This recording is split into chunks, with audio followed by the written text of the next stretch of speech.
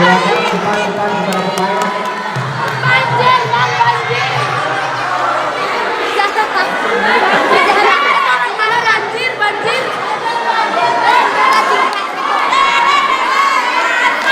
Hai orang-orang yang suka korupsi, jangan lagi karena kau bisa mati seperti sang tikus yang sukanya rakus. Bisa usah tikus-tikus kotor yang suka berenang di sungai yang kotor. Bisa usah tikus-tikus berdasi yang suka ikat di balik sembunyi di balik meja telah bekerja di dalam lemari dari baja. Langsung saja bersama tim pro dan tim kontra agar bisa dipersiapkan. Waktu pertama.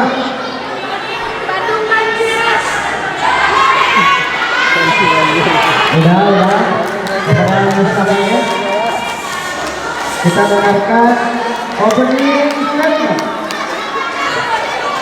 Kami berikan kepada tim kontra 3 menit dimulai dari sekarang.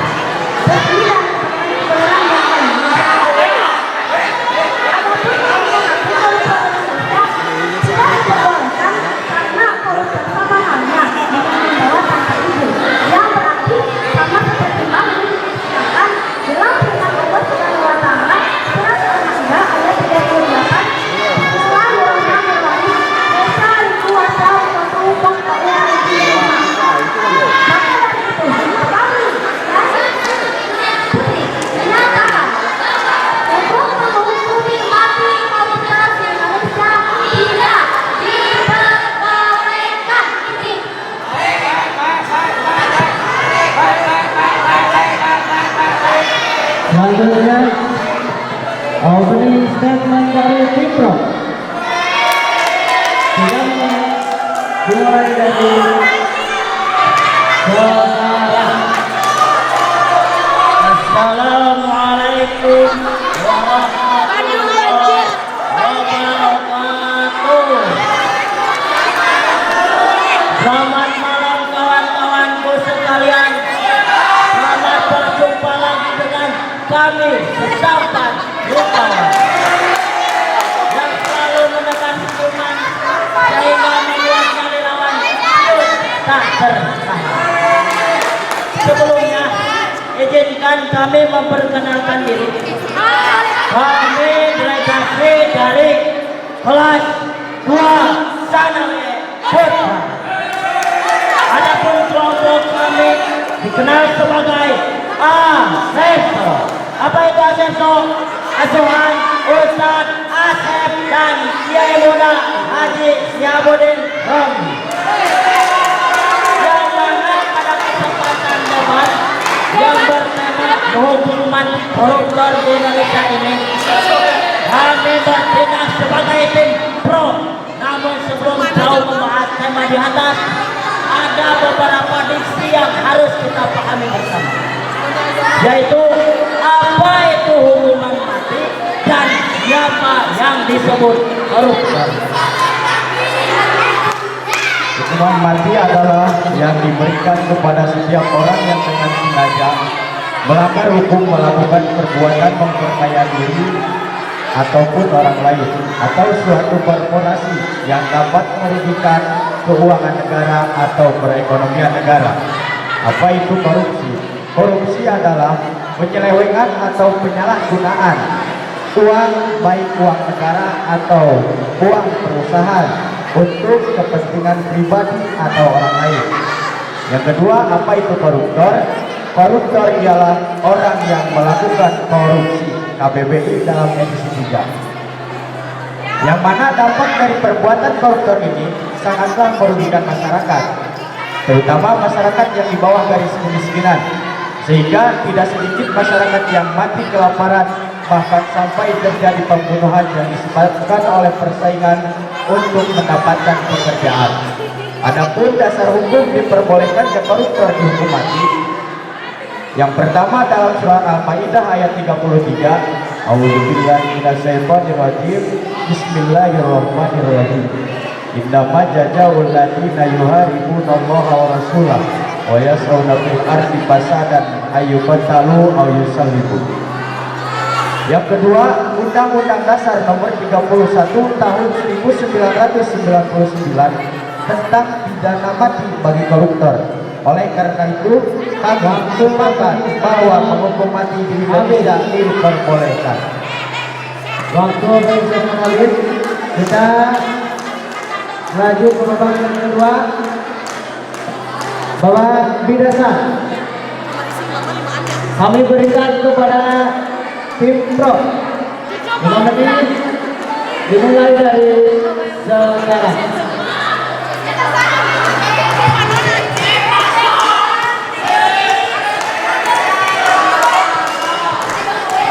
Bismillahirrahmanirrahim. Islam merupakan agama yang rahmatan lil alamin. Disyaratkan pemberlakuan hukuman yang akan mampu memberikan efek jerah bagi pelaku korupsi, yakni hukuman mati. Salah satu dalil yang disyaratkan hukuman mati bagi pelaku korupsi yang termaktub dalam Al-Quran surat Al-Maidah ayat 33. Bismillahirrahmanirrahim. Innama jazaa'ul ladzina yuharrimuna Allaha wa rasulahu wa yas'auna fil ardi fasadan ay yuqtalu aw yusallabu. Yang artinya sungguhnya pembalasan terhadap orang-orang yang memarahi Allah dan Rasulnya dan membuat kerusakan di muka bumi hanya malah mereka dibunuh atau dikali. Menurut Ibnu Katsir, kata hiroba disebut juga sebagai kejahatan. Instruksi pertama dimulai. Anda tadi tentang kerusakan surat Al-Maidah. Tentu hukum korupsi itu sama dengan maling karena sama-sama mengambil hak harta yang sama. Sedangkan dalam surat Al-Maidah ayat 38 telah tertera bahwa ada orang yang Waktu instruksi habis, lanjutkan. Asal Anda tahu, efek yang ditimbulkan oleh korupsi atau koruptor adalah merusak tatanan kehidupan masyarakat, terutama masyarakat yang berada di bawah garis kemiskinan. Dan oleh karena itu, maka koruptor termasuk ke dalam orang-orang yang melakukan kerusakan di muka bumi. Maka jelas di sini koruptor termasuk kepada orang-orang yang pantas dihukuman mati. Lalu tadi Anda mengatakan bahwa koruptor juga sama memiliki hak asasi. Asal Anda tahu bahwa yang dilakukan oleh koruptor itu juga termasuk pelanggaran hukum, karena yang dilakukan oleh koruptor adalah mengambil hak masyarakat, yang mana uang yang digunakan atau yang diambil oleh masyarakat. Dimulai. Ahmad Taufik Jamani, yaitu Ketua HAM Hak Asasi Manusia Republik Indonesia, mengatakan bahwa mengkriminalisasi koruptor di Indonesia tidak diperbolehkan karena tidak ada antara pemberantasan tindak pidana kejahatan dengan Waktu berhenti habis. Lanjutkan. Asal Anda tahu, Anda itu harus paham dulu apa itu HAM. HAM itu adalah sesuatu yang dilindungi, hak manusia atau masyarakat yang dilindungi oleh undang-undang. Lalu Anda berpikir kembali apa yang dilakukan oleh koruptor tersebut, yang mana koruptor itu mengambil hak masyarakat, yang mana koruptor ini mengambil uang yang harusnya diberikan atau digunakan untuk membangun negara, tetapi malah dikuasai oleh sendiri, dan itu juga termasuk ke dalam pelanggaran HAM. Jadi jika dimasukkan atau dikategorikan bahwa koruptor ini melanggar beberapa pasal di negara kita tercinta. Yang pertama, Korupsi terakhir. Dimulai. bahwa koruptor itu memang mengambil harta seseorang rakyat, tetapi hukuman dari koruptor itu bukan untuk dihukum mati. Dalam Al-Quran sudah jelas dalam surat Al-Maidah bahwa hukuman bagi koruptor itu potong kedua tangannya. Waktu habis. Silakan asal Anda melanjutkan. tahu bahwa dalil tersebut adalah untuk hukuman yang mengambil hak atau mencuri uang dengan kadar yang rendah. Tetapi jika Anda lihat fakta di lapangan bahwa seorang koruptor, korupsi itu tidak uang yang sedikit, tetapi bisa bermiliar-miliaran bahkan bertriliunan, sehingga efek yang ditimbulkan pun menjadi merata, baik di bidang perekonomian, di bidang pendidikan, di bidang kesehatan, di bidang pembangunan, pokoknya semua sektor di negara kita tercinta. Gara-gara korupsi maka pembangunannya menjadi terhambat. Oleh karena itu, karena koruptor ini menimbulkan keresahan dan menimbulkan kerusakan di negara tercinta Indonesia ini, maka sudah sepantasnya hukuman mati diberikan. Kenapa? Karena untuk memberikan jerak atau memberikan ultimatum kepada siapa saja yang melakukan tindakan korupsi. Maka oleh karena itu kami sebagai tim pro menyatakan dan menegaskan bahwa menghukum mati koruptor di Indonesia diperbolehkan.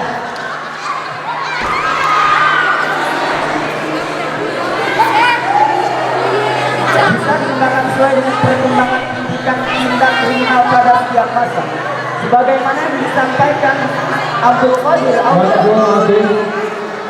Kita lanjutkan kedatangan yang kedua memberikan kepada tim pro.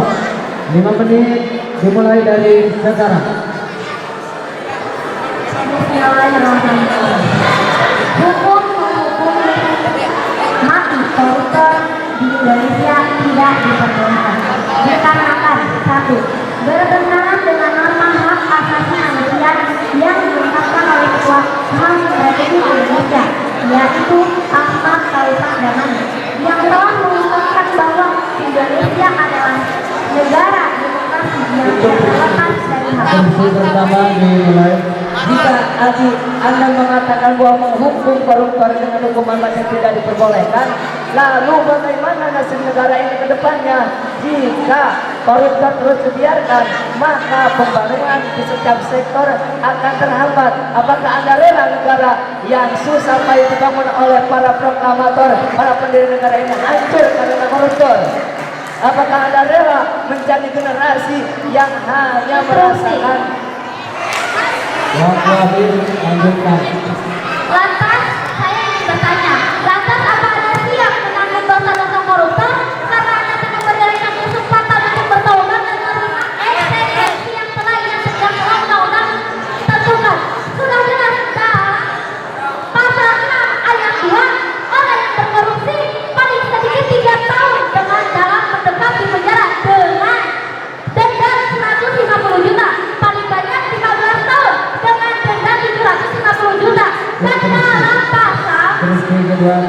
Anda itu tidak tahu, dan di Indonesia itu belum diterapkan.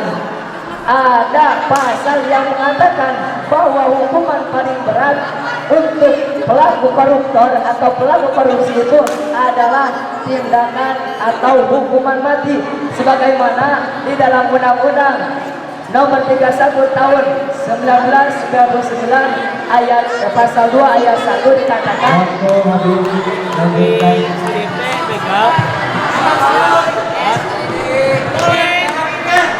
kedua, yaitu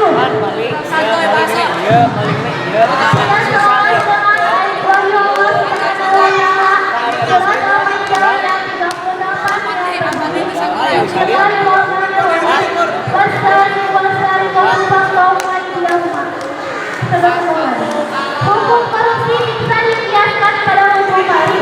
Alasannya karena sama-sama mengambil harta secara sembunyi-sembunyi. Adu mati kopiatan. Oleh karena itu, hukum menghukumi mati koruptor di Indonesia tidak diperbolehkan. Ketika Anda tidak memperbolehkan hukuman mati bagi koruptor, karya Sejogol Malakoni menyebutkan bahwa wajib turki di sumanap simangasal. Mal di sini adalah menjaga harta. Bentuk penjagaannya adalah dengan cara tatkala ada seseorang yang mengambil hak orang lain, maka seseorang tersebut dikenakan hak. Namun hak di Indonesia bukan cara dikisos, tapi dihukum mati. Asalkan Anda tahu, kisos dengan hukum mati beda. Waktu habis. Namun di Indonesia juga belum menerapkan hukuman mati. Karena di Indonesia itu termasuk banyak orang muslimnya, dan sebagaimana dalam kitab Ianatul Talibin juz 4 dijelaskan bahwa orang yang paling berterus-terusan ketika kelima kalinya, maka usiwa yutajir wala yuktaru, dan jangan dihukum mati.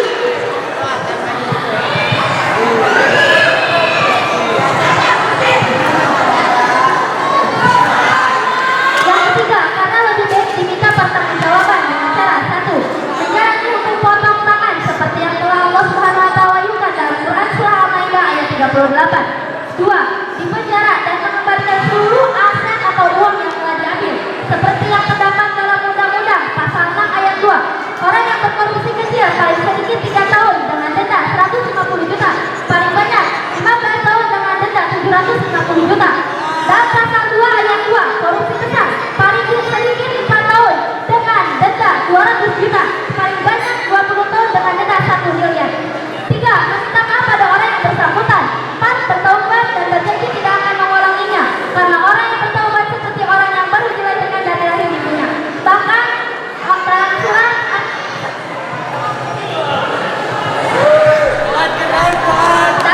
Toha juz 16 ayat 82, Bismillahirrahmanirrahim. Wa inni laghaffaru liman taba wa amana wa amila alaihi ghadabi faqad hawa. Dan sesungguhnya aku Maha Pengampun bagi orang-orang yang bertobat, beriman, dan berbuat kebaikan, kemudian tetap dalam petunjuk. Tobat yang sebenar-benarnya sudah cukup untuk menghapus dosanya di masa lampau. Habis. Yang ketiga, closing statement. Kami berikan kepada tim kontrak 2 menit dari saudara.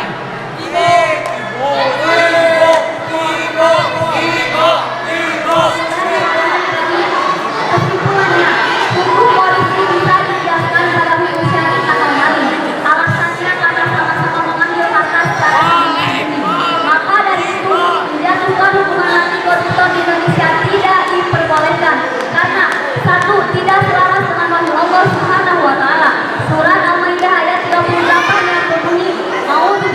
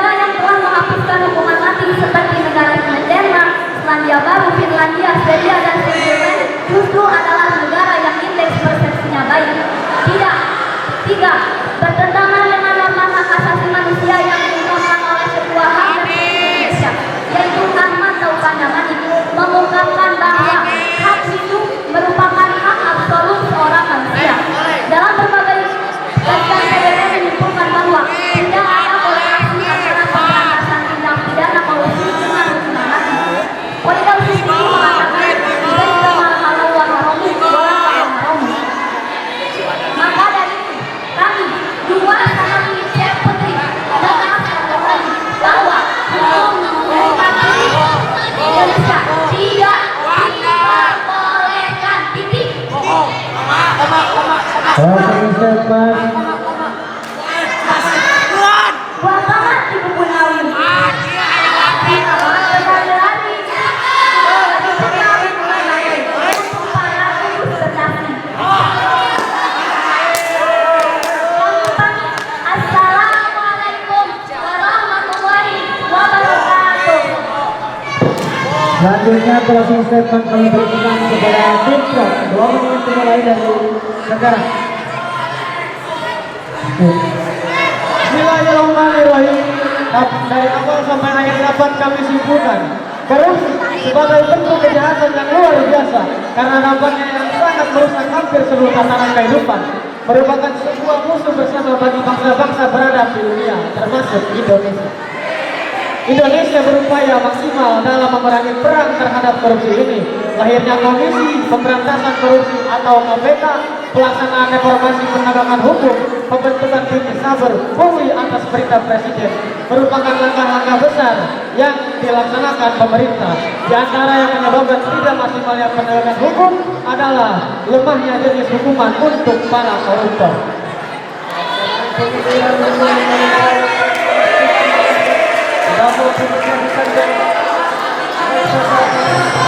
Nilai-nilai tersebut berasal dari nilai agama Islam sebagai agama mayoritas Indonesia. Pandangan Islam dalam status korupsi sangat tegas melihat dampak yang ditimbulkan sangat merusak tatanan kehidupan, maka hukuman mati sebagai bentuk sosial yang dirasa akan mampu memberikan asas keadilan yang efektif mengurangi pelaku korupsi. Hal tersebut merupakan sebuah keniscayaan iman syariah Islam mampu berjalan harmoni dalam hukum positif di Indonesia, sehingga apa yang dicita-citakan oleh para pendiri bangsa Indonesia dapat tercapai. Maka dengan dasar tersebut kami dari Regu ASERISO memegang teguh pada argumentasi ini demi terciptanya NKRI yang bersih dari tindakan korupsi. Maka oleh karena itu kami sepakat bahwa hukum mati koruptor di Indonesia itu diperbolehkan. Sudah waktu habis untuk closing statement. Selesai sudah pertandingan yang kelima tentang hukuman koruptor. Dipersilakan kepada kedua tim untuk kembali ke tempat masing-masing.